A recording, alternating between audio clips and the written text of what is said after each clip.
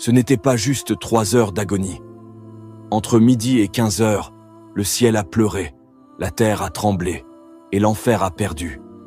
Sais-tu vraiment ce qui s'est passé quand Jésus a rendu l'âme?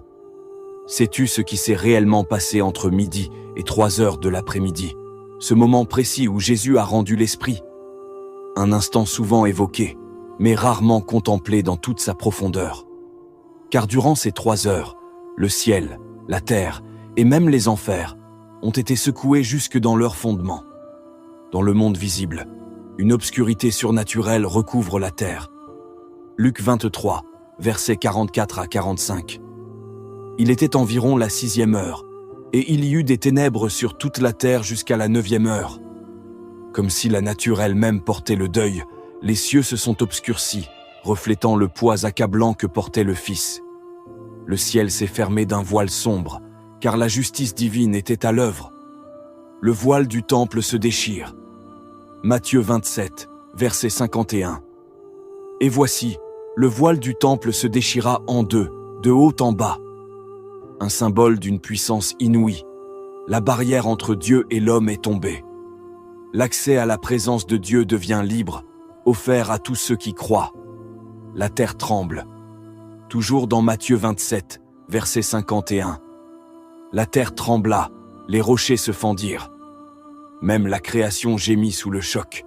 Le sol s'est fendu, annonçant la fin d'une alliance ancienne et la naissance d'une nouvelle ère de grâce. Des morts se relèvent. Matthieu 27, versets 52 à 53. Les tombeaux s'ouvrirent, et plusieurs corps des saints qui étaient morts ressuscitèrent. À l'instant où Jésus meurt, la vie surgit. La mort vacille, son autorité s'effondre. C'est le point de départ d'une victoire éternelle. Dans le monde spirituel, le péché est effacé. Ésaïe 53, verset 5. Le châtiment qui nous donne la paix est tombé sur lui. Jésus a porté ton fardeau, ton poids, ta peine. Ce que la loi ne pouvait réparer, le sang de l'agneau l'a accompli. La condamnation est annulée. Colossiens 2, verset 14.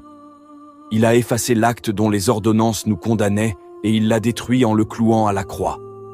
Ton passé a été rayé. Ton dossier est clos. Tu es libre. Les puissances ténébreuses sont exposées. Colossiens 2, verset 15. Il a dépouillé les dominations et les autorités et les a livrées publiquement en spectacle. Satan est désarmé. Le sang parle plus fort que toutes ses accusations.